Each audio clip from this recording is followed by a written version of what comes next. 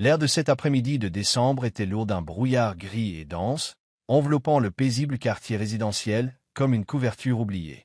La voiture de Lucas Thorne filait sur la route bordée de chênes, ne laissant pour seule trace de son passage que le crissement doux des pneus sur l'asphalte froid. Son visage s'était durci, ses yeux gris d'orage, froids, ne trahissaient aucune émotion, même alors que les souvenirs de ce lieu s'agrippaient aux confins de son esprit. Le manoir Thorne se dressait, menaçant, derrière les grilles en fer forgé, massifs, sinistres, leurs bords rouillés marqués par le poids du temps et du péché. Lucas baissa la vitre, fixant la demeure en silence. Pendant des années, il avait évité d'y penser, à ce lieu qui portait les stigmates de l'héritage impardonnable de son père, Harold Thorne. Mais maintenant qu'Harold n'était plus, Lucas n'était revenu que pour une seule raison. Tout raser, effacer le passé et construire quelque chose de nouveau, quelque chose de pur. Il sortit de la voiture, ajusta le col de son pardessus, son souffle s'élevant en volute fantomatique dans l'air glacial. Près de la grille de fer se tenait Walter, le vieux gardien qui avait servi la famille Thorne pendant près de 40 ans, toujours là, telle une ombre familière. Ses cheveux blancs flottaient au vent, ses mains tremblaient en agrippant sa canne de bois. « Bonjour, Lucas » dit-il doucement, sa voix se mêlant au vent. « Bonjour, Walter » répondit Lucas sèchement, sans jamais quitter la maison des yeux. Walter le regarda, l'inquiétude gravée au plus profond de ses yeux ridés, quelque chose de plus que de la tristesse, quelque chose qui frisait la peur. « Allez-vous vraiment le faire » Lucas ne répondit pas. Il plongea la main dans la poche de son manteau pour prendre les clés, s'apprêtant à ouvrir la grille. Soudain, le cri de Walter déchira le silence. « N'entrez pas dans cette maison. » Lucas se figea, la main suspendue au-dessus de la serrure. Un bref instant, le monde sembla retenir son souffle. Seul persistait le bruit du vent bruissant dans les arbres et les battements sourds de son propre cœur. Walter s'avança, se plaçant entre Lucas et la grille, le regard ferme, les mains tremblantes mais déterminées. « N'entrez pas là-dedans, Lucas.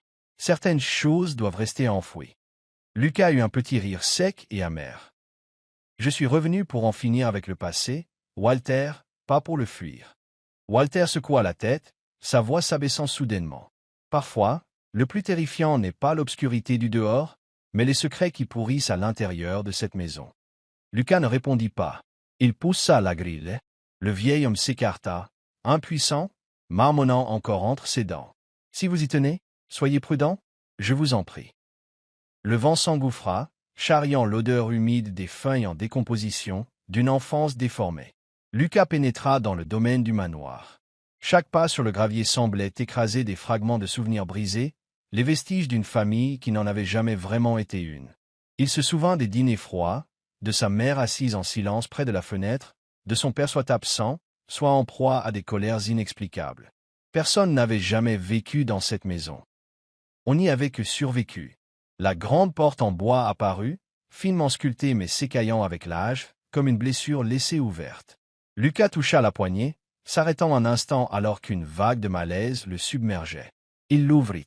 L'air à l'intérieur était vicié, empreint de pourriture et de poussière. L'intérieur était sombre, la seule lumière étant un faible rail gris filtrant à travers des fenêtres couvertes de toiles d'araignée. Ses chaussures en cuir résonnèrent sourdement sur le plancher en bois, chaque pas ravivant de lointains souvenirs. Le grand hall d'entrée était épais de poussière, les rideaux de velours pendaient comme des années de chagrin suffocant.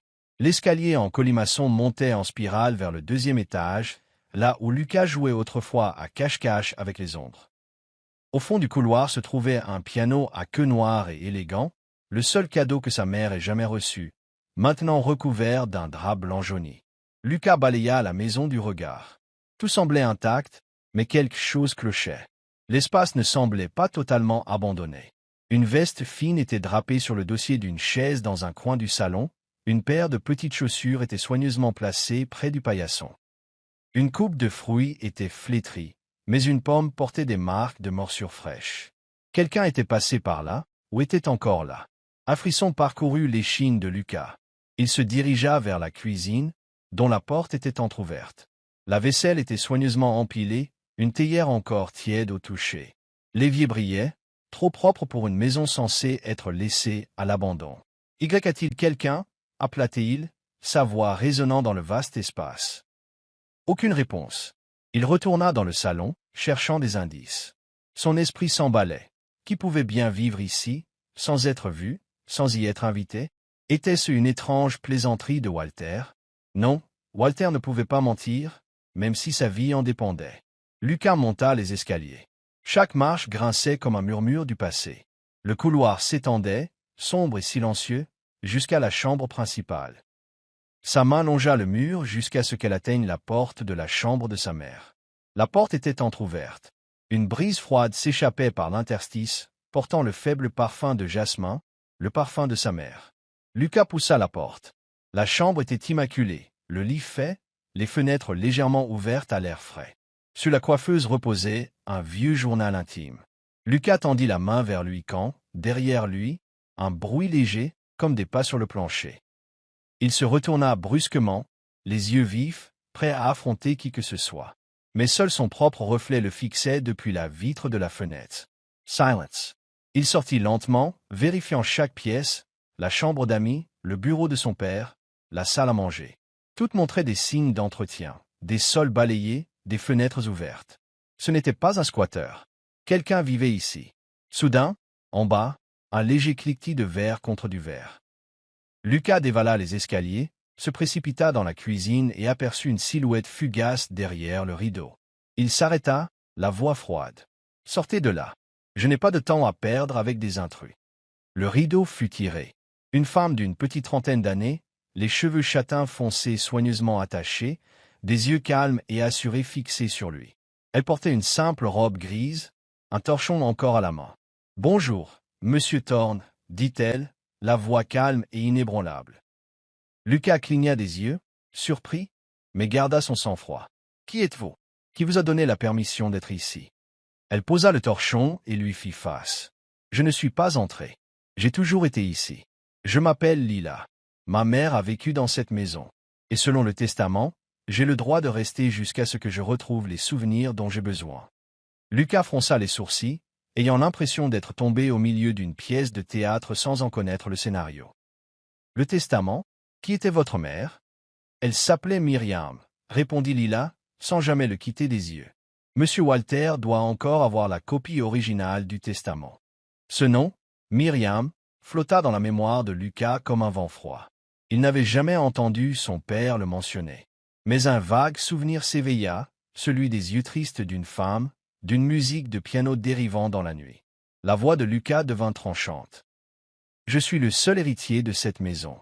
Je vais appeler l'avocat et vous devrez partir. » Lila haussa simplement les épaules, comme habitué au rejet. « Faites. Mais avant, demandez à monsieur Walter, ou peut-être, regardez de plus près qui est vraiment l'intrus ici. » Le silence tomba, rompu seulement par le tic-tac de l'horloge ancienne et le regard tendu entre deux personnes, l'une venue pour effacer le passé, l'autre revenue pour le réclamer. Lucas serra les poings, luttant pour rester calme. Il se tourna, sortit son téléphone, mais hésita. Son esprit tourbillonnait de questions sans réponse sur Myriam, sur Lila, sur les secrets qui palpitaient encore entre les murs de cette maison. La lumière déclinante du dehors virait au gris argenté, jetant de longues ombres sur le sol du salon. Lucas regarda autour de lui et réalisa que cette maison, si longtemps scellée, respirait encore. Et ce souffle ne lui appartenait plus à lui seul. Dehors, Walter se tenait silencieusement dans la cour, les yeux fixés sur la porte. Sa voix résonna de nouveau, plus douce maintenant, mais plus forte dans l'esprit de Lucas. « N'entrez pas dans cette maison si vous n'êtes pas prêt à affronter la vérité. » Lucas leva son regard vers Lila, vers l'obscurité et le passé, sachant que la décision de démolir cette maison ne serait plus jamais simple. Vous regardez Histoire d'âme, où chaque récit murmure l'amour, la guérison et l'espoir. Si vous croyez que même le plus petit acte de gentillesse peut changer une vie et que l'amour arrive souvent quand on s'y attend le moins, n'oubliez pas de vous abonner et de faire partie de notre voyage. Maintenant, restez avec nous. L'histoire ne fait que commencer. La lumière dorée de l'après-midi se déversait à travers les vieilles fenêtres du manoir Thorne, filtrant à travers de lourds rideaux et projetant de longues ombres sur le plancher en bois. Lucas se tenait toujours dans le salon, se sentant à la fois déstabilisé et étrangement déplacé. Face à lui se tenait une femme dont les yeux calmes dissimulaient un brouillard de passé. Lila ne baissait ni la tête ni ne détournait le regard, pas plus qu'elle ne montrait de peur face à l'attitude glaciale du nouveau propriétaire. Elle se tenait droite, posée et stable, comme si elle s'était préparée depuis longtemps à ce moment. Sa beauté n'était pas de celle qui trouble facilement les hommes. Elle était douce, pure et tranquille, comme une mélodie s'évanouissant en fin d'après-midi. Lucas rompit le silence le premier. Les bras croisés, les yeux acérés comme des lames, il dit « Alors, vous vivez ici. Personne ne m'a informé. Cette maison est légalement ma propriété. » Lila répondit, la voix égale et posée. « Peut-être que M. Walter a oublié de vous le dire. Je ne suis pas une intruse. Je suis ici légalement, du moins, jusqu'à ce que j'accomplisse ce que ma mère a laissé derrière elle. » Lucas fronça les sourcils. « Qui est votre mère? Je ne me souviens d'aucun nom dans le testament en dehors de ma propre famille. » Lila fit un petit signe de tête, son regard toujours calme, bien qu'il y eût un abîme profond et indéchiffrable derrière ses yeux. « Ma mère était Myriam. Elle a vécu ici autrefois, et son testament m'a accordé le droit de rester pour découvrir les souvenirs de sa vie entre ses murs. » Lucas l'interrompit froidement. « Cette maison appartenait à ma famille, et je ne me souviens de personne nommée Myriam y ayant jamais vécu, mis à part quelques rumeurs sans fondement. » Lila ne s'y a pas. Que vous vous en souveniez ou non, la vérité demeure en ce lieu. Je ne suis pas venu pour réclamer quoi que ce soit. Je suis venu pour comprendre ce qui est arrivé à ma mère, sa jeunesse, son amour, et les choses qu'elle n'a jamais pu dire de son vivant.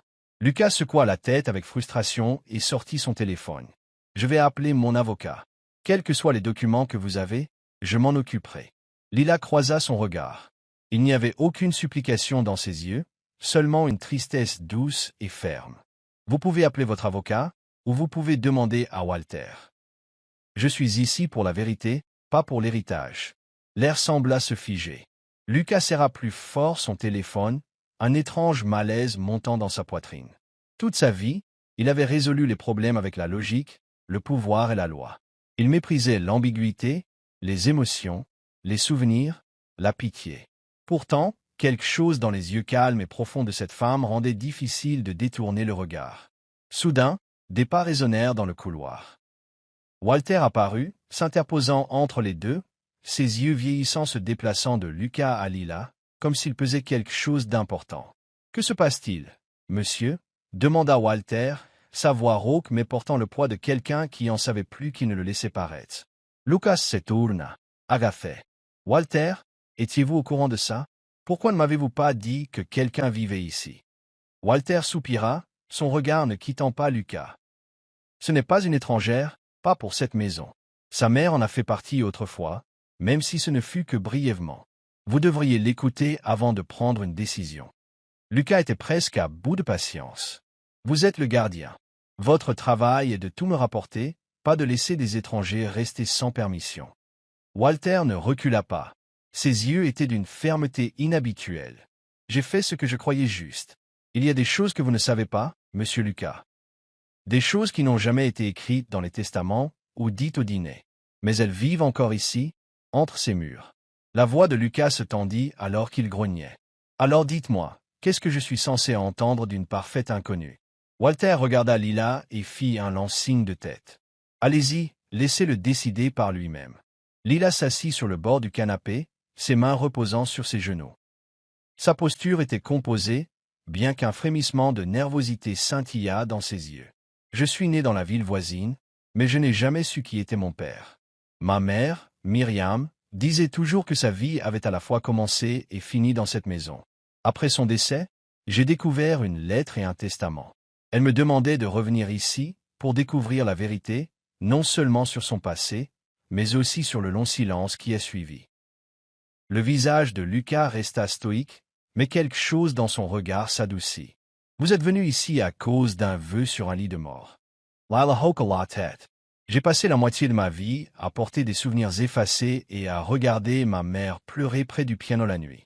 Je ne m'attendais pas à un accueil, seulement à un peu de temps pour parcourir cette maison et trouver les morceaux qu'elle a laissés derrière elle. » Lucas se détourna, levant les yeux vers le portrait de son père sur le mur. Le visage d'Harold Thorne, toujours sévère, les yeux froids et toujours vigilants. Il se souvint des phrases brisées de sa mère, de ses soirées silencieuses, s'enfermant dans sa chambre, de ses mentions cryptiques d'un fantôme dans la maison, d'une trahison que personne n'osait nommer. La pièce devint lourde de silence. Pour la première fois, Lucas ne savait pas comment répondre. Il regarda Lila et ne vit aucune menace en elle, aucune trace de la cupidité qui accompagne habituellement les conflits d'héritage. Seulement une femme à la recherche de sa mère, et peut-être d'elle-même. La voix douce de Walter interrompit les pensées de Lucas. « Monsieur, je sais que vous voulez en finir avec le passé. Je sais que vous voulez tout raser et recommencer à zéro. Mais tout ne peut pas être réglé avec une masse ou un avocat. Certains secrets ne peuvent être résolus qu'avec l'écoute et le respect. » Lucas resta immobile, le téléphone toujours serré dans sa main, mais il n'avait plus envie d'appeler qui que ce soit. Il regarda tranquillement Lila, une étrangère au visage marqué par le temps, par une douce tristesse. Lila esquissa un faible sourire, à peine perceptible, mais suffisant pour scintiller dans les yeux de Lucas. « Je ne demande qu'un peu de temps. Si vous préférez, je ne sortirai pas de cette maison et ne toucherai à rien sans votre permission. Mais s'il vous plaît, ne m'empêchez pas d'apprendre la vérité sur ma mère. » Lucas la fixa un long moment. En lui s'agitait un vague malaise, ni colère, ni sympathie, mais autre chose. Quelque chose dans ses yeux lui rappelait l'enfant qu'il avait été. Perdu, toujours à la recherche de réponses à une froideur sans nom qui hantait sa famille. Finalement, Lucas hocha la tête, sa voix basse et brève. « Vous pouvez rester, mais tout ce que vous ferez devra passer par moi et Walter. Je vais examiner les dossiers juridiques concernant le testament de votre mère. Si je trouve le moindre faux, vous serez dehors immédiatement. » Lila hocha la tête. La gratitude vacilla dans ses yeux, mais elle ne demanda rien de plus. « Merci. » Lucas se tourna et monta à l'étage, laissant Lila et Walter dans le salon. Son cœur battait la chamade, son esprit tourbillonnant de questions. Qui était Myriam? Quel était son lien avec son père? Et pourquoi cette femme était-elle apparue juste au moment où il était prêt à enterrer le passé? Walter regarda Lucas disparaître dans l'escalier, puis se tourna vers Lila et dit doucement, « N'ayez pas peur. Cette maison a vu plus de choses que vous ne le pensez.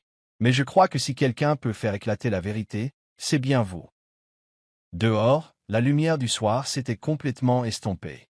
À l'intérieur de la maison scellée, pour la première fois depuis des années, 3 personnes se tenaient à 3 coins, chacune portant une vieille blessure, une question sans réponse et le sentiment silencieux que les ombres du passé commençaient à s'agiter. Le manoir Thorne, la nuit, était d'un calme inquiétant. Après la conversation tendue avec Lila et l'avertissement de Walter, Lucas pouvait à peine dormir. Il errait dans les couloirs obscurs, se sentant perdu et étouffé. Chaque pas sur le plancher semblait soulever une couche de poussière du passé qu'il avait tant essayé d'oublier. Il s'arrêta devant l'ancien bureau de sa mère. La petite pièce était nichée au bout du couloir du 2e étage, juste en face du salon de lecture de son père. 2 mondes qui avaient toujours été parallèles mais ne s'étaient jamais touchés. La pièce n'avait pas été utilisée depuis des années. La serrure était encore une vieille serrure en laiton. Lucas fouilla dans sa poche et sortit la petite clé qu'il avait gardée en souvenir, ouvrant lentement la porte. Une faible odeur de lavande séchée flottait dans l'air, lui rappelant les nuits d'enfance où sa mère le serrait contre elle et lui lisait des histoires près de la fenêtre. La douce lumière jaune de la lampe de bureau éclairait le bureau en bois usé, où des livres étaient soigneusement empilés à côté d'une boîte à musique et de quelques photographies en noir et blanc délavées. Lucas s'enfonça dans le fauteuil et ouvrit le tiroir du bureau. Sa main effleura l'étrange fente au fond. Après une légère torsion, le fond du tiroir sauta, révélant un compartiment secret. À l'intérieur se trouvait un journal relié en cuir usé, fermé par un ruban bleu pâle. Sa main trembla. Il reconnut l'écriture, c'était celle de sa mère. L'écriture douce et inclinée était imprégnée de temps. Sur la première page se trouvait une petite inscription. Pour Lucas, si tu es assez courageux pour chercher la vérité. Son cœur se serra. Lucas tourna les pages, lisant les mots que sa mère avait écrits lors de Nuit Blanche. J'ai autrefois aimé Harold. Je pensais que l'amour pouvait changer un homme. J'avais tort. Quand Myriam est apparue dans cette maison, j'ai su que sa présence nous apporterait de la douleur à toutes les deux. Myriam était jeune, passionnée par elle. Les yeux pleins de vie. Au début, Harold l'adorait, la couvrait d'affection. Mais la vérité, c'est qu'il ne la voyait que comme une possession, un moyen pour arriver à ses fins. Lucas déglutit difficilement et continua sa lecture. Je n'ai jamais osé poser de questions sur les affaires louches entre Harold et ses partenaires. Mais cette nuit-là, après que la musique se fut tue, j'ai entendu Myriam pleurer dans le couloir. Harold l'avait livrée à un investisseur étranger comme un cadeau vivant, la forçant à participer à une soirée privée en échange du plus gros contrat d'investissement qu'il ait jamais convoité. J'ai entendu Myriam le supplier, pleurer ses rêves, sa honte. Mais Harold a simplement dit, tout a un prix, même ta liberté. Je n'ai pas pu retenir mes larmes. Je n'ai pas pu la sauver. Je n'étais qu'une autre prisonnière dans cette maison. Harold contrôlait tout, mon emploi du temps, ma garde-robe, mes amis, même la façon dont j'élevais mon fils. Je n'ai pas osé partir. Si je l'avais fait, j'aurais perdu Lucas. C'était le prix que j'ai payé pour vivre comme une ombre, sans nom, sans voix. Lucas ferma les yeux, luttant pour contenir le flot d'émotions. L'image du père qu'il avait autrefois admiré, idolâtré, s'effondra en un seul instant. Deux femmes, sa mère et celle de Lila, avaient toutes deux aimé Harold. Toutes deux croyaient avoir été choisies. Mais à la fin, toutes deux furent des victimes, chacune à sa manière tragique. Il tourna les pages suivantes, l'écriture maintenant plus tremblante. Après cette nuit-là, Myriam a disparu. Mais je savais qu'on ne lui avait jamais pardonné. Des semaines plus tard, j'ai entendu dire qu'elle était enceinte. Harold était furieux. Il lui a ordonné d'interrompre la grossesse. Myriam a refusé. Elle a choisi le risque, s'accrochant à un dernier fil d'espoir. Harold a fabriqué un vol, l'a accusé d'avoir volé des objets de famille, l'a chassée et lui a donné une grosse somme d'argent pour la faire taire. Elle l'a rendue. Il l'a même menacé de poursuites judiciaires si elle revenait un jour. Je lui ai demandé un jour comment il pouvait être si cruel. Il a sous les menteries. Rien n'est gratuit dans ce monde. Les faibles doivent apprendre à disparaître. J'avais peur, et j'étais une lâche dans mon silence. Les dernières lignes étaient maculées de larmes, trop floues pour être lues. Lucas enfouit sa tête dans le journal, ses épaules secouées de rage, de chagrin et d'un sentiment écrasant de culpabilité. Un moment plus tard, on frappa doucement à la porte. Walter se tenait sur le seuil, le visage grave. « Vous l'avez lu, n'est-ce pas, monsieur ?» demanda-t-il doucement, comme s'il craignait de briser la fragile quiétude. Lucas leva les yeux injectés de sang. « Tout est vrai, n'est-ce pas, Walter ?» Walter s'avança lentement, s'assit en face de lui, le regard lointain. « J'ai tout vu, monsieur Lucas. Myriam. Elle était l'âme la plus vibrante que j'ai jamais connue. Elle aimait danser, aimait sa liberté, rêvait de devenir une grande artiste, et elle aimait Harold. Mais Harold ne la voyait pas comme une personne. Pour lui, les gens n'étaient que des pions pour atteindre un objectif plus grand. » Lucas resta silencieux, serrant fermement le journal. « Il l'a donné à un investisseur étranger pour un contrat, demanda-t-il, la voix brisée. Walter hocha la tête, ses yeux s'embuant. Cette nuit-là, c'était une grande réception. Après la fête, Harold a emmené Myriam à l'étage dans une chambre privée avec l'investisseur. Je l'ai entendu pleurer, supplier, mais personne n'a osé intervenir. Le lendemain matin, elle est sortie de la chambre les yeux gonflés, mais la tête haute. Je lui ai demandé si elle avait besoin d'aide. Elle a dit « Je ne veux pas de pitié, mais je ne pardonnerai jamais à ceux qui m'ont pris ma voix. » Lucas serra les poings, sa voix rauque. « Et le bébé ?» Walter ferma les yeux, le souvenir douloureux gravé dans chaque ride de son visage âgé. Quand Harold a découvert qu'elle était enceinte, il a explosé. Il ne voulait aucun lien, aucun scandale. Il a envoyé son médecin privé pour la forcer à avorter. L'a menacé de poursuites policières si elle ne partait pas. Mais Myriam a choisi de garder le bébé. Elle est partie, a refusé l'argent, n'a pris qu'une petite valise et a disparu dans la nuit. Le vol. C'était aussi une mise en scène de mon père, demanda Lucas, la voix froide et amère. Walter hocha de nouveau la tête. Il ne voulait laisser aucune trace. Il a prétendu que des bijoux de valeur avaient disparu, a tout mis sur le dos de Myriam et a engagé un avocat pour la menacer si jamais elle revenait. Il lui a viré de l'argent pour la faire taire, elle a rendu chaque centime. Elle est partie avec dignité sous une pluie battante. Lucas s'étoffa. Il ne reconnaissait plus l'homme qu'il avait autrefois vénéré. Le dégoût l'envahit, brisant les valeurs qu'on lui avait enseignées depuis l'enfance. Après un long silence, Lucas demanda tranquillement « Savez-vous ce qui est arrivé à Myriam après ça ?» Walter secoua la tête. « J'ai entendu dire qu'elle a eu le bébé dans une petite ville, a élevé l'enfant seul, puis a disparu. Personne dans cette maison n'a plus jamais parlé d'elle. Mais j'ai toujours regretté de ne pas en avoir fait plus. Lucas resta assis, le tic-tac de l'horloge de la pièce fort et impitoyable. À cet instant, toutes les raisons pour lesquelles il était revenu pour démolir, pour effacer le passé, lui parurent vaines. Il réalisa que certaines tâches ne peuvent être enlevées avec des briques ou de l'argent. Certains esprits entrent non pas à cause de ce qu'ils ont fait, mais à cause de ce qu'on leur a fait. Il ferma le journal et regarda Walter, sa voix ferme et plus résolue que jamais. Je ne laisserai pas cela rester enterré. Même si cela me coûte ma réputation, je ferai éclater la vérité. Walter hocha la tête, ses yeux humides d'émotion et d'espoir. Seule la vérité peut libérer les âmes encore piégées ici, Monsieur Lucas.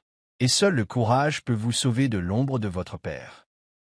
Dehors, la nuit restait épaisse et silencieuse. Mais quelque part à l'intérieur de la maison scellée, une nouvelle porte venait de s'ouvrir. Le carillon de l'horloge ancienne résonna dans le grand hall, étirant chaque seconde en un silence pesant à l'intérieur du manoir glacial. Ce matin-là, le ciel était chargé de nuages de plomb terne, et une neige épaisse recouvrait les rangées de chênes devant la fenêtre. Lucas était assis tranquillement au bureau, Lila à ses côtés, deux personnes, deux âmes, liées par la même question que ni l'un ni l'autre n'osait formuler à voix haute. Sur le bureau reposait une enveloppe scellée, un kit de test ADN, deux certificats de naissance, un pour Lucas, un pour Lila, et un formulaire d'enregistrement de test adressé à un laboratoire privé de la plus grande ville de l'État. Tout était là, comme un verdict silencieux suspendu entre eux. Lucas prit le stylo à plume et signa le formulaire de consentement. Sa main trembla légèrement, mais sa voix était ferme. Si nous ne faisons pas ça, nous ne saurons jamais la vérité. Lila fit un petit signe de tête. Ses cheveux bruns, lâchement attachés, effleuraient son épaule. Son visage s'était adouci, non plus acéré mais calme, comme dissous dans la brume matinale. Elle prit le papier et lut chaque mot attentivement. Quand elle signa, le bout de son doigt trembla à peine, mais Lucas le remarqua. « As-tu peur » demanda-t-il, d'une douceur inattendue. Lila le regarda, ses yeux brillant faiblement comme une bougie vacillant dans une tempête. « Je ne sais pas ce qui est pire, la vérité ou le vide, si tout cela s'avère être une erreur. » Lucas ne répondit pas. Il prépara silencieusement les échantillons. Lui tendant un écouvillon, il lui expliqua soigneusement comment prélever les cellules de sa joue. Lila suivit chaque étape lentement, délibérément, comme si chaque mouvement portait une prière silencieuse. Quand ce fut terminé, Lucas scella soigneusement les échantillons dans une enveloppe spéciale. Il resta longtemps à la fixer, l'anxiété montant en lui, une émotion qu'il pensait avoir appris à maîtriser depuis longtemps. Walter entra, tenant un épais manteau d'hiver. Bien que septuagénaire, il se déplaçait encore avec la vivacité de quelqu'un façonné par les épreuves. « Tout est fini » demanda-t-il. Lucas hocha la tête et lui tendit l'enveloppe. « S'il vous plaît, livrez-la au laboratoire privé que j'ai mentionné. Évitez les routes principales et ne parlez de cela à personne, pas même à mon avocat. » Walter comprit. Il prit l'enveloppe. Ses yeux se posèrent brièvement sur Lila, remplis d'une sympathie silencieuse, de regret et d'une tristesse paternelle, comme un homme regardant un enfant s'engager sur un chemin difficile. « Voulez-vous les résultats par email ou en copie papier » demanda Walter. « Les deux » répondit Lucas sans hésiter. Walter hocha la tête, enfila son manteau et quitta le manoir, laissant Lucas et Lila derrière eux dans la vaste pièce. La porte se referma avec un bruit qui sonna comme la fin des mensonges. Dehors, la neige continuait de tomber et le vent hurlant faisait frissonner les fenêtres. Le reste de la journée se passa dans un silence quasi total. Lucas et Lila échangèrent à peine un mot. Chacun se retira dans son coin, perdu dans ses pensées. Lila s'assit près de la fenêtre du salon, fixant le jardin blanchi par la neige, ses doigts traçant les bords du vieux journal de sa mère, les mots à l'intérieur battant comme un second cœur dans sa poitrine. Lucas resta dans son bureau, essayant de s'enfouir sous des documents immobiliers et des feuilles de calcul, mais les chiffres lui semblaient vides de sens. Des images de son père, des mensonges, de sa mère pleurant derrière des portes closes, et de Myriam marchant sous la pluie battante défilaient dans son esprit, des bobines en noir et blanc qu'il ne pouvait effacer. En fin d'après-midi, Walter revint, couvert de neige blanche, le visage rose du vent mordant. Je l'ai remis directement au directeur du laboratoire. Ils le traiteront en priorité, mais il faudra au moins 5 jours pour la contre-vérification et la confidentialité. Lucas le remercia d'un signe de tête, le poids dans sa poitrine s'alourdissant. Lila ne fit qu'un léger signe de tête avant de se retirer tranquillement dans sa chambre. La nuit tomba vite et le vent se leva, balayant d'épaisses vagues de neige sur la région. La radio avertit. Un blizzard sévère traverse la région. Toutes les autoroutes sont fermées. Les autorités déconseillent tout déplacement. À l'intérieur du manoir, le vent hurlait comme une bête et les branches de chêne grattaient les tuiles grises du toit. Walter sécurisa les fenêtres et approvisionna la cheminée en bois supplémentaire. Le manoir tout entier prit l'éclat d'un refuge chaleureux mais isolé, une île dans une mer gelée. Lucas, une lampe à huile à la main, vérifia chaque fenêtre une par une. Il croisa Lila dans le couloir. Ils s'arrêtèrent et se regardèrent, les yeux méfiants, mais aussi avec une compréhension silencieuse. Aucun mot ne fut échangé, mais tous deux savaient qu'ils étaient maintenant coincés ici ensemble pour au moins une semaine. Walter prépara du thé chaud et posa 3 tasses sur la table du salon. « Nous devrons rationner les provisions, rester au chaud et attendre que ça passe, dit-il avec une fermeté tranquille.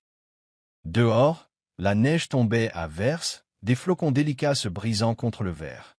À l'intérieur, les seuls bruits étaient le tic-tac de l'horloge, le crépitement du bois de chauffage et le souffle de ceux qui s'y trouvaient. Lucas sat in silence, regardant Lila.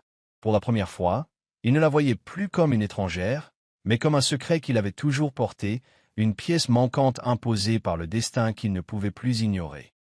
Lila fixait sa tasse, les mains enroulées autour, les yeux lointains. « As-tu déjà pensé ?» commença finalement Lucas, la voix basse et rauque, « et si nous étions vraiment frères et sœurs ?»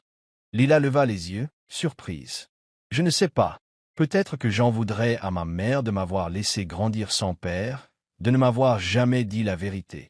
Mais peut-être que je lui serais reconnaissante aussi de m'avoir gardé. » Malgré tout, elle a enduré. Lucas ne dit rien. Il comprenait trop bien la douleur de grandir dans une maison où chaque vérité était enfermée derrière des portes closes, où des blessures sans nom s'infectaient en silence. Le blizzard rugit plus fort. Parfois, les fenêtres tremblaient violemment sous les rafales. Le réseau cellulaire était coupé, Internet aussi. Walter sortit une vieille radio et mit du jazz doux. Les notes solitaires du saxophone dérivaient à travers la tempête, envoûtantes et pourtant étrangement réconfortantes. Les trois s'assirent près du feu, sirotant leur thé en silence. Ils savaient que dans les jours à venir, qu'ils le veuillent ou non, ils devraient affronter le silence ensemble. Il n'y avait plus de fuite possible, seulement la vérité, et eux-mêmes. Cette nuit-là, Lucas ne put dormir. Il entendit des pas légers dans le couloir. Lila aussi était éveillée.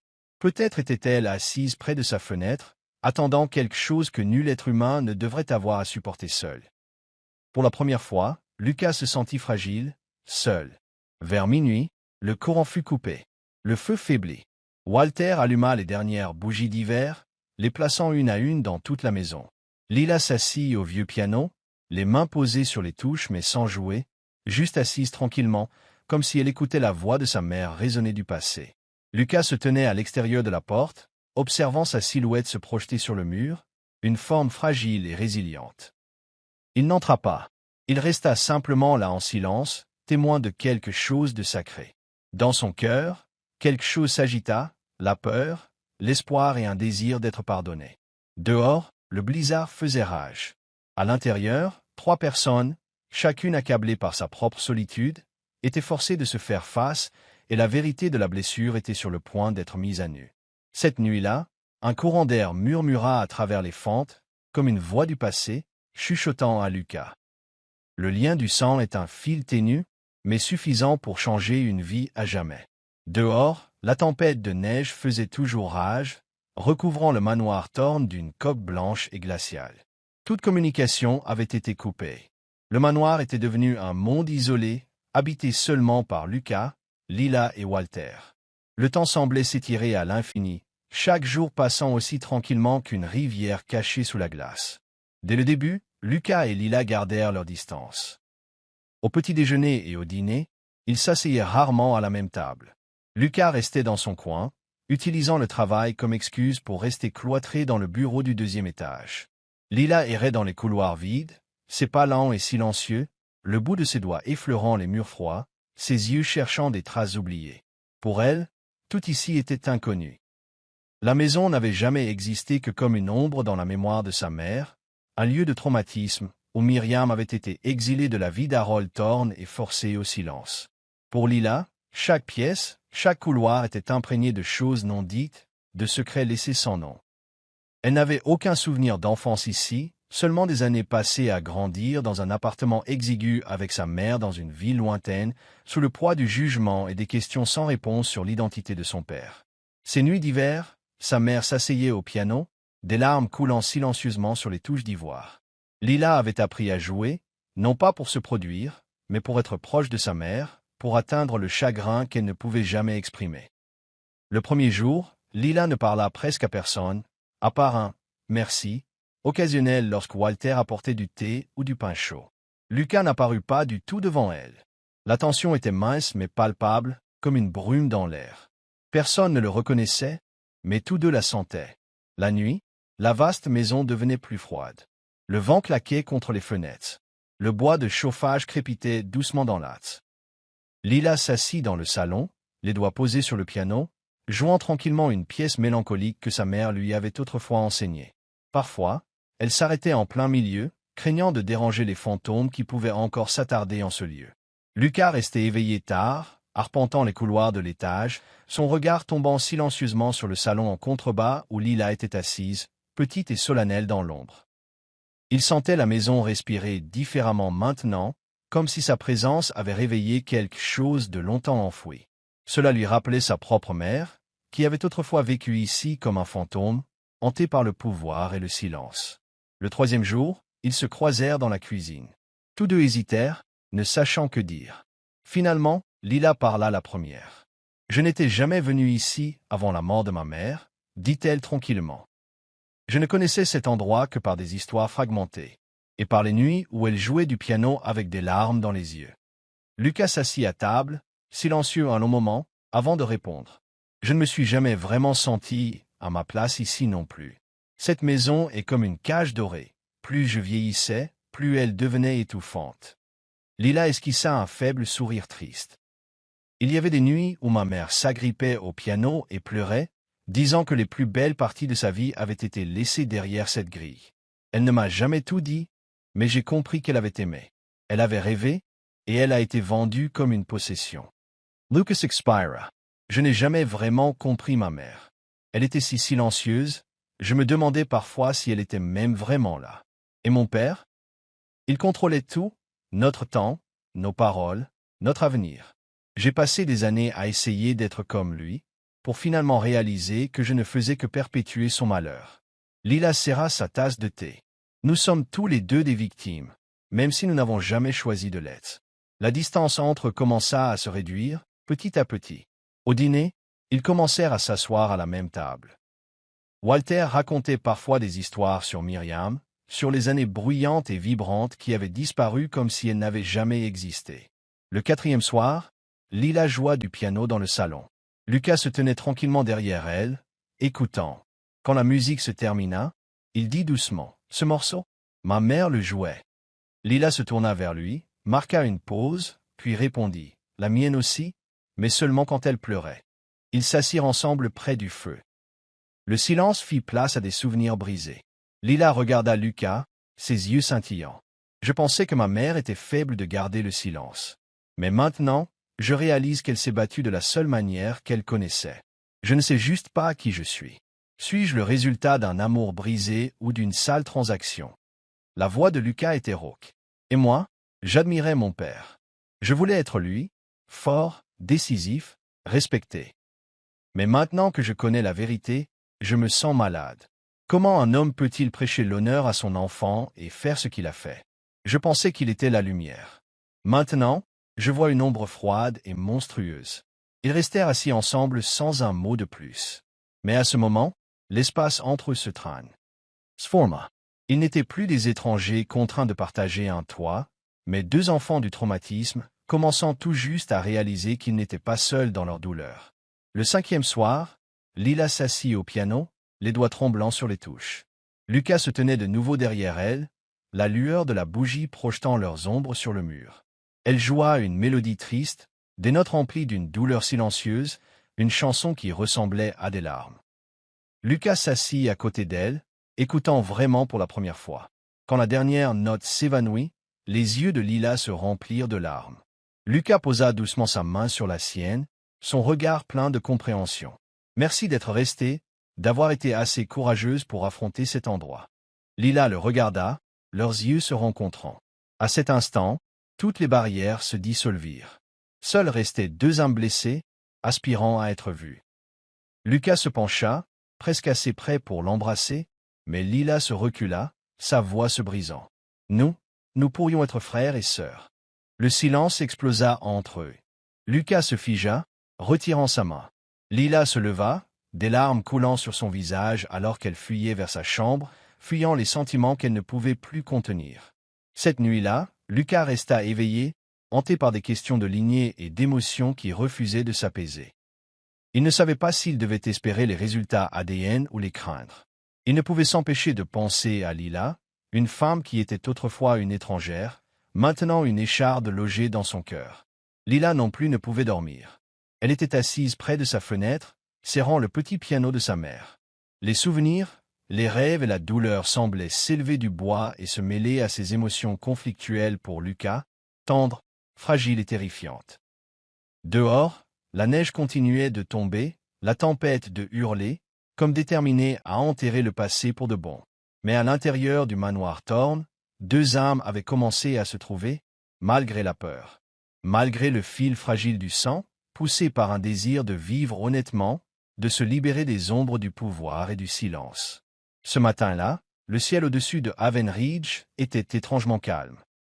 La tempête de neige était passée, laissant derrière elle d'épaisses couvertures blanches sur les chênes, le jardin arrière et le toit de tuiles du manoir Thorn. Une pâle lumière du soleil filtrait à travers les fenêtres poussiéreuses, jetant une lueur sur tout ce qu'elle touchait. Mais à l'intérieur de Lucas Thorn, les ombres ne s'étaient pas encore levées. Il se tenait à la fenêtre, les yeux fixés sur le chemin menant aux grilles d'entrée où Walter venait de revenir, tenant une enveloppe scellée portant l'insigne du centre de test ADN privé.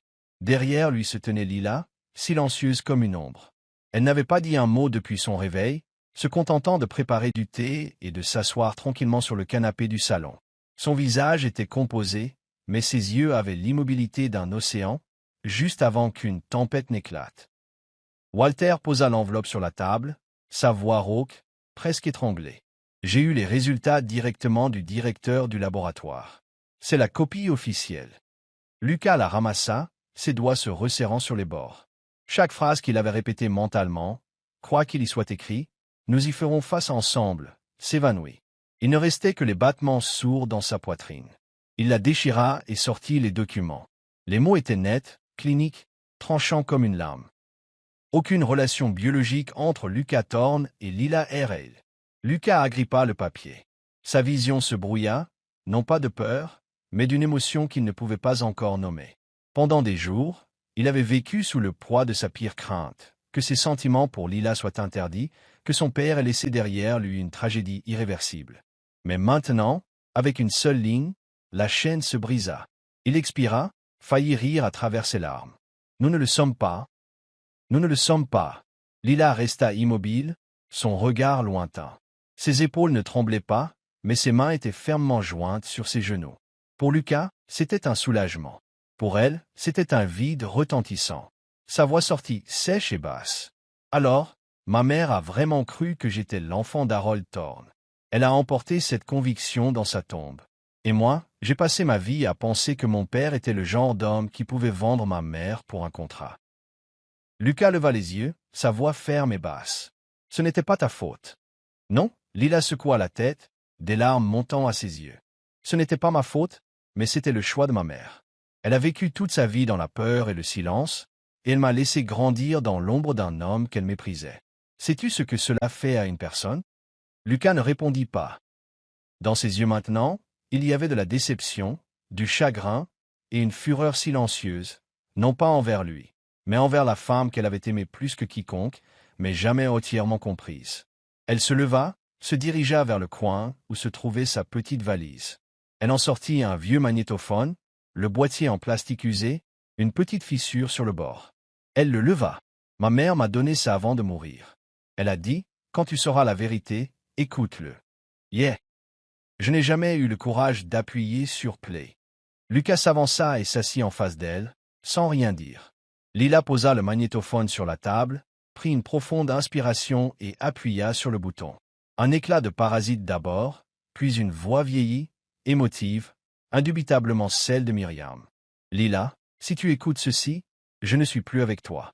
Je suis désolé de ne pas avoir eu le courage de tout te dire de mon vivant.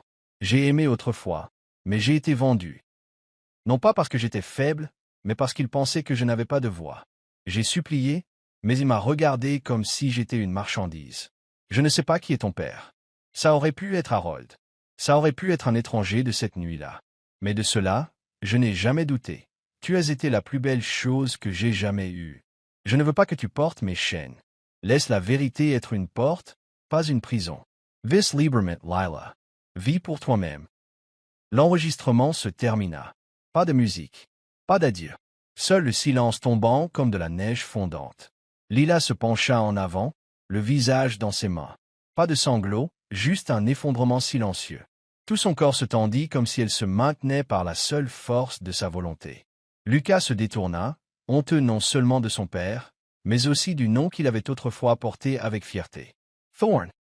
Un nom qui avait bâti des manoirs et des tours, et enterré des âmes comme Myriam. Il parla doucement. Tu n'as pas à pardonner à mon père, et tu n'as pas à rester ici. Lila leva la tête, ses yeux secs mais d'une clarté effrayante. Je n'ai jamais eu l'intention de rester. Je suis venu pour comprendre, pas pour m'accrocher, et maintenant je comprends.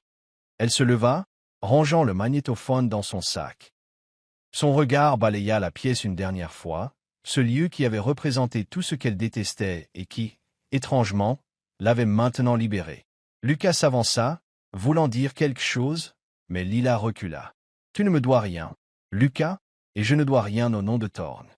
Mais si jamais tu veux revenir, commença-t-il, sa voix à peine un murmure. Lila secoua la tête, lui adressa un faible sourire mélancolique. Si je reviens, ce ne sera pas pour trouver quelqu'un. Ce sera pour voir le chemin que j'ai parcouru. Elle se tourna. La grande porte d'entrée s'ouvrit. Walter attendait déjà dehors, à côté de la voiture couverte de sel. Personne ne parla. Lila marcha d'un pas sûr, sans se retourner. Lucas resta sur le porche, la regardant disparaître derrière les arbres couverts de neige. Le froid mordait à travers son manteau, mais il ne bougea pas. Pour la première fois de sa vie, Lucas Thorn se sentit vraiment vide, non pas parce qu'il avait perdu quelqu'un, mais parce qu'il comprenait enfin. Il avait fait partie du même silence brutal qui avait hanté cette famille pendant des décennies. Lila avait quitté le manoir Thorn en emportant la vérité, la douleur et le courage que sa mère n'avait jamais pu revendiquer. Et à l'intérieur de la maison, maintenant remplie seulement du bruit du vent claquant contre les vitres, Lucas sut qu'il venait de perdre quelque chose qu'il ne pouvait nommer, mais qu'il n'oublierait jamais. Vous suivez toujours l'histoire? Si ce récit vous a trouvé en dehors d'histoire d'âme, nous vous invitons à la maison, là où chaque conte touchant commence avec la vérité, l'espoir et le cœur. 2 semaines après le départ de Lila du manoir Thorn, l'hiver s'accrochait encore à Havenridge. Mais à l'intérieur de Lucas Thorn, une autre saison avait commencé, la saison des contes. Il était assis seul dans le grand hall, face au vieux piano où Lila avait joué autrefois. Le vent hurlait toujours contre les vitres, faisant onduler les rideaux argentés. Le manoir restait silencieux, comme s'il attendait qu'une déclaration soit faite. Sur la table en chêne reposait le manuscrit d'un discours, 12 pages dactylographiées, révisées d'innombrables fois, chaque mot imprégné de sang et de tourments moraux. Walter se tenait à l'entrée, tenant un manteau et un dossier. Il ne dit rien, se contentant de lancer à Lucas un regard plein de soutien silencieux. Lucas hocha la tête, se leva lentement et enfila le manteau. Aujourd'hui, il n'allait pas travailler. Aujourd'hui, il ne démolissait pas un héritage avec des bulldozers. Aujourd'hui, il le brisait avec la vérité. La conférence de presse se tenait dans le hall principal de Thorn Realty, une tour aux parois de verre au centre-ville. Longtemps salué comme l'héritage durable d'Harold Thorn dans l'immobilier américain. À 10 heures, des dizaines de journalistes, d'actionnaires, de cadres supérieurs et même de représentants d'organisations de défense des droits de l'homme remplissaient la salle. La curiosité était gravée sur chaque visage. Lucas arriva à l'heure, vêtu d'un simple costume gris, sans badge nominatif ni entourage. Son expression était calme, mais résolue. Il se tint au pupitre, à côté d'une bannière qui disait « Annonce du développement stratégique 2025 ». Le coordinateur commença « Merci de vous joindre à nous alors que nous dévoilons nos plans d'expansion pour le domaine de Haven Ridge, qui deviendra bientôt un complexe hôtelier patrimonial de luxe. » Lucas leva une main. « Excusez-moi, » dit-il, la voix basse et ferme. Cette conférence de presse ne portera sur aucun complexe hôtelier. La salle éclata en murmures. Certains actionnaires échangèrent des regards. Lucas se tourna vers les caméras. « Je suis Lucas Thorne, PDG de Thorne Realty, et aujourd'hui, je suis ici pour parler de la vérité. Il y a des secrets enfouis sous des sols en marbre, sous des contrats de plusieurs millions de dollars, mais je ne peux plus vivre sous un nom bâti sur le silence et le sang des innocents. Il y a près de 40 ans, au manoir Thorne à Haven Ridge, mon père, Harold Thorne, a usé de son pouvoir pour forcer une femme à devenir un cadeau pour un partenaire commercial. Son nom était Myriam. Quand elle est tombée enceinte, il a essayé de la forcer à avorter. Quand cela a échoué, il a mis en scène un vol, l'a expulsée de la maison, l'a bâillonnée avec de l'argent et l'a menacée de poursuites judiciaires. Myriam a vécu dans l'ombre. L'enfant qu'elle portait n'a jamais été un héritier, mais un témoin vivant de tout ce que le monde essayait d'effacer. J'ai rencontré cet enfant. J'ai entendu les derniers mots de Myriam dans un enregistrement qu'elle a laissé derrière elle, et j'ai vu ce qui restait d'une femme non seulement brisée par la trahison, mais effacée par le silence. La salle tomba dans un silence stupéfait.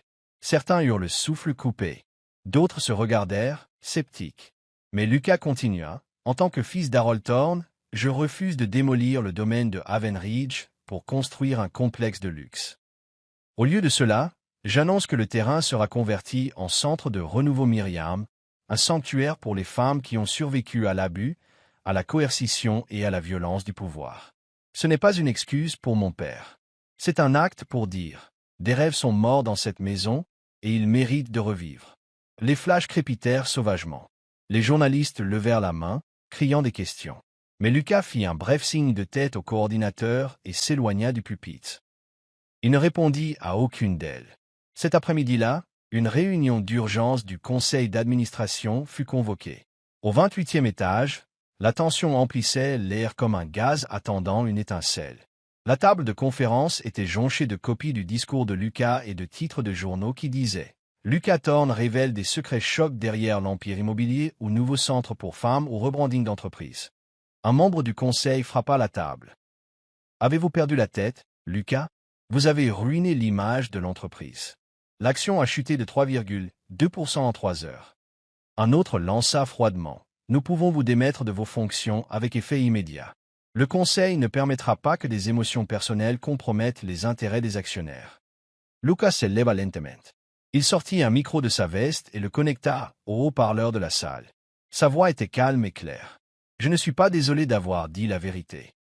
Je me fiche de savoir quelle réputation est touchée ou jusqu'où l'action chutera. Je me soucie de savoir si je suis encore un être humain. Si vous croyez que je ne suis plus apte à occuper ce fauteuil, révoquez-moi. Mais je refuse de diriger depuis un siège bâti sur des mensonges ou de m'asseoir sur le corps brisé d'une femme offerte comme une marchandise. Je préfère être viré que de régner depuis le silence et le sang. » La salle tomba dans un silence de mort. Certains membres du conseil baissèrent les yeux. D'autres serrèrent les mâchoires, incapables de parler. Lucas n'attendit pas de réponse. Il se tourna et sortit, ses pas fermes et définitifs. De retour au manoir, Lucas ne dit rien à Walter. Il lui demanda simplement de commencer à remplir les documents pour rezonner le domaine. Dans les jours suivants, Lucas contacterait des organisations à but non lucratif, des thérapeutes, des artistes et des survivantes pour construire le centre de renouveau Myriam, non seulement comme un bâtiment, mais comme un acte de restitution. Ce soir-là, il se tenait seul dans le bureau, regardant le grand portrait de son père qui était accroché dans le hall principal. Le visage d'Harold Thorne, froid, fier, semblait encore lui faire la leçon sur le pouvoir et le contrôle. Lucas s'avança, décrocha le tableau et le plaça dans une boîte. À sa place, il accrocha une simple plaque en bois. Pour celles qui ont été réduites au silence, ce lieu écoutera. Lila ne savait rien de la conférence de presse. Elle n'en avait pas besoin. Mais loin de là, au bord de la mer, avec les vagues se brisant sur le rivage, elle joua enfin du piano sans s'effondrer à mi-parcours. Et bien que Lucas ne fût pas sûr de la revoir un jour, il comprenait quelque chose maintenant. Il n'avait pas besoin d'être pardonné. Il avait seulement besoin de vivre une vie digne de la vérité et digne de la femme qu'il avait emportée avec elle. La ville côtière de Haven Rock nichait tranquillement le long de la côte atlantique, où des rangées de maisons en bois peintes en blanc bordaient la route en pente menant au sable doux et aux pinèdes. La brise marine transportait une odeur salée qui se glissait par chaque porte, chaque fenêtre légèrement ouverte. Et c'est en ce lieu que Lila Hale trouva un fragment de paix au milieu de son chaos intérieur.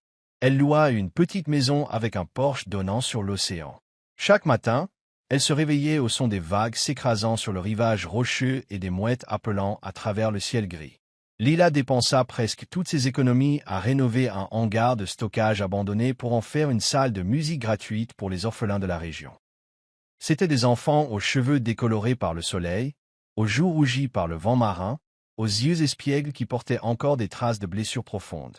Lila leur enseignait chaque note, chaque rythme tapé sur un vieux piano en bois, comme pour leur montrer comment reconquérir la voix que le monde leur avait autrefois volée. Elle parlait peu de son passé. Pour les habitants, elle était simplement mademoiselle Lila de la classe de musique au bout de la rue. Personne ne savait qu'elle avait autrefois vécu dans le domaine des Thorns.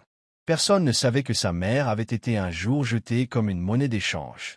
Et Lila n'avait aucune envie de le leur dire. Jusqu'au jour où un colis fut livré sur son porche. Il n'y avait pas d'adresse de retour, mais il était soigneusement emballé avec une petite note à l'extérieur. Pour vous et votre mère, la femme qui n'a jamais eu de nom. Lila l'ouvrit. À l'intérieur se trouvait une partition de musique restaurée, celle-là même que sa mère jouait quand Lila était enfant, maintenant presque perdue à cause de pages déchirées et d'encre fanée. Maintenant, chaque note avait été méticuleusement réécrite à la main et imprimée sur du papier à musique épais avec une note en bas, restaurée à partir de l'original du carnet de Miriam Hale par Elthorn. En dessous se trouvait une plaque en bois, gravée à la main avec les mots. À la mémoire de Myriam, la femme réduite au silence. Et enfin, une courte lettre de l'écriture de Lucas. Je ne m'excuserai pas au nom de mon père. Personne n'a le droit de le faire pour un autre.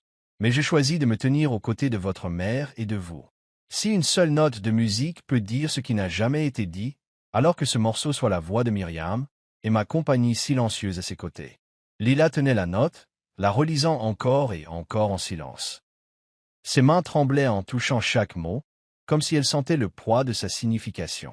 Elle s'assit sur la chaise en bois sur le porche, le coucher de soleil jetant une lueur ambrée et chaude sur ses épaules. Les vagues roulaient toujours. Le vent de l'océan balayait toujours ses cheveux. Et à ce moment, Lila pleura. Non de douleur, mais parce que pour la première fois, elle sentit une chaleur qui était vraiment sincère. Pas de la pitié, pas un acte forcé de rédemption, mais un choix volontaire de se tenir aux côtés de celle qui n'avait autrefois pas de voix. Le lendemain, Lila accrocha la plaque en bois juste à l'extérieur de la salle de musique. Les enfants demandèrent « Qui est Myriam, mademoiselle ?» Elle sourit et répondit « C'était quelqu'un qui m'a appris à garder ma voix. » Et dans les doux échos du vieux piano, Lila sut qu'elle n'était plus seule. Chapitre 9. Pardonner n'est pas oublier. Un matin de début d'automne, Lila retourna à Haven Ridge. Le domaine des Thorns avait pris un tout autre aspect. Les grilles de fer n'étaient plus verrouillées. Les vignes envahissantes avaient été remplacées par un jardin de marguerites blanches. Sur un petit panneau en bois à l'entrée se trouvait une nouvelle inscription. Centre communautaire Miriam Hale pour les femmes qui ont besoin d'une voix. Lila franchit le chemin de pierre, le même qu'elle avait emprunté des années auparavant dans le froid et la douleur. Maintenant, le lieu qui était autrefois une maison d'ombre résonnait de musique, de rire, et de l'odeur de brioche à la cannelle fraîchement cuite. À l'intérieur, chaque pièce était devenue une petite salle de classe, méditation, peinture, écriture créative et musique. Des femmes dont les visages portaient autrefois le chagrin se relevaient lentement, se redécouvrant elles-mêmes. Certaines tenaient des enfants, certaines étaient d'âge mûr, et d'autres étaient de jeunes femmes à peine dans la vingtaine. Mais en chacune d'elles, Lila voyait ce qu'elle avait autrefois porté. Un désir d'être entendue. Lucas se tenait dans le couloir du deuxième étage, parlant à un groupe de stagiaires en travail social. Il portait une chemise aux manches retroussées, n'étant plus le PDG froid qu'il avait été. Quand il vit Lila, il s'arrêta. Ils se regardèrent à travers l'escalier, séparés non par des murs, mais par la mémoire. Lila parla la première. Le centre est plus beau que je ne l'imaginais. Lucas hocha légèrement la tête. Je n'ai fait qu'ouvrir la porte. Les personnes qui la franchissent sont celles qui le reconstruisent.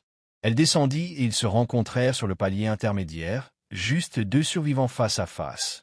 Lila regarda autour d'elle et dit « Je ne sais pas ce que signifie le pardon, Lucas. Je ne peux toujours pas nommer ce sentiment, mais je sais. Il y a des choses qui ne devraient pas être oubliées. » Lucas eut un sourire calme et triste. « Je ne m'attends pas à être pardonné, mais si je le peux, j'aimerais construire quelque chose avec toi, quelque chose où personne n'aura plus à se taire. » Ils marchèrent en silence, passant devant l'ancienne pièce qui était autrefois un salon sombre, maintenant un espace de danse pour les enfants.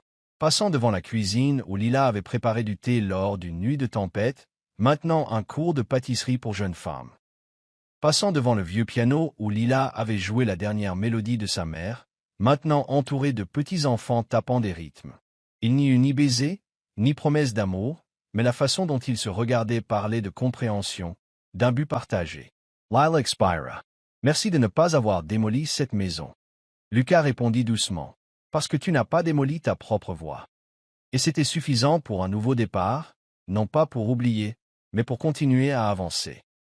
Vous regardez Histoire d'âme, où chaque récit murmure l'amour, la guérison et l'espoir. Si vous croyez que même le plus petit acte de gentillesse peut changer une vie et que l'amour arrive souvent quand on s'y attend le moins, n'oubliez pas de vous abonner et de faire partie de notre voyage. Maintenant, restez avec nous. L'histoire ne fait que commencer. Le printemps suivant, la neige avait complètement fondu à Avonridge. Les routes entourant le domaine Thorne, désormais le centre communautaire Meriamale, avaient été fraîchement pavées, bordées de fleurs sauvages. Les hautes clôtures avaient disparu, et les grilles de fer, autrefois symboles de pouvoir, avaient été enlevées. Le lieu était devenu un refuge sûr pour les femmes qui avaient autrefois perdu leur voix dans la vie. Lucas Thorne n'était plus le PDG froid assis dans un bureau en hauteur. Il refusa sa réélection en tant que président du conseil d'administration, s'éloigna des salles de conseil stériles et choisit de rester à Avonridge. Au centre, il enseignait un cours spécial, non pas sur la finance, non pas sur la stratégie, mais intitulé Leadership éthique pour les étudiants en commerce. Chaque semaine, des dizaines d'étudiants universitaires venaient écouter un homme qui avait été un symbole de pouvoir, parler du coût du silence et du danger de fermer les yeux. Lila aussi. Elle ramena le vieux piano de sa classe côtière au centre et lança un cours de musique communautaire pour enfants et femmes. La musique, pour elle, n'était pas seulement de l'art, c'était un moyen pour les voix longtemps réprimées de s'élever à nouveau sans avoir besoin de mots. Les enfants dansaient au rythme, et les mères souriaient en touchant les touches du piano pour la première fois depuis des années. Le domaine Thorne, autrefois une maison de ténèbres, était maintenant rempli de lumière, de rire et de musique. Les peintures sur les murs racontaient des histoires de guérison. L'une représentait une femme s'enlaçant elle-même. Une autre portait les mots « Personne n'est né pour se taire ».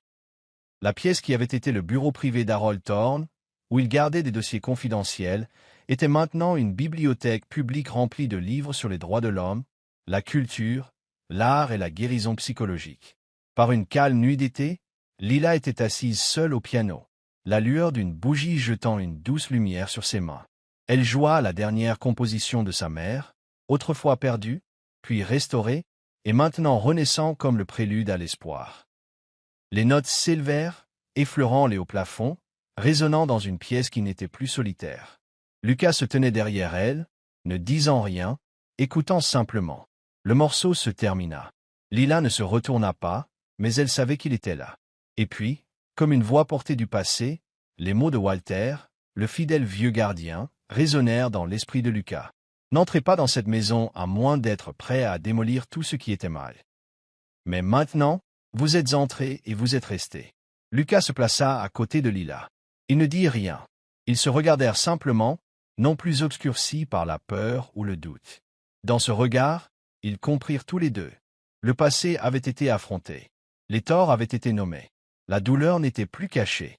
Et des ruines d'un héritage bâti sur le silence et le pouvoir, quelque chose avait commencé à croître, non pas un amour précipité, mais la confiance et la camaraderie. Lucas murmura, « Cette maison n'est plus le domaine Thorne. C'est un nouveau foyer, un commencement. » Lila hocha la tête, ses yeux brillants, non de larmes, mais de quelque chose de rare, la confiance. Dehors, la brise nocturne agitait doucement les roses blanches. Des lumières dorées bordaient l'allée comme des étoiles filantes. À l'intérieur de cette maison se trouvaient deux personnes qui avaient été brisées, réduites au silence et perdues. Maintenant, elles étaient assises côte à côte. Lila s'appuya contre l'épaule de Lucas. Sa main trouva la sienne. Ensemble, ils allumèrent une lumière d'un autre genre, non pas éblouissante, mais suffisante pour montrer le chemin. Et cette maison, celle dont on avait autrefois averti les gens de ne pas entrer, était enfin devenue un lieu où il valait la peine de rester, un lieu pour commencer à vivre.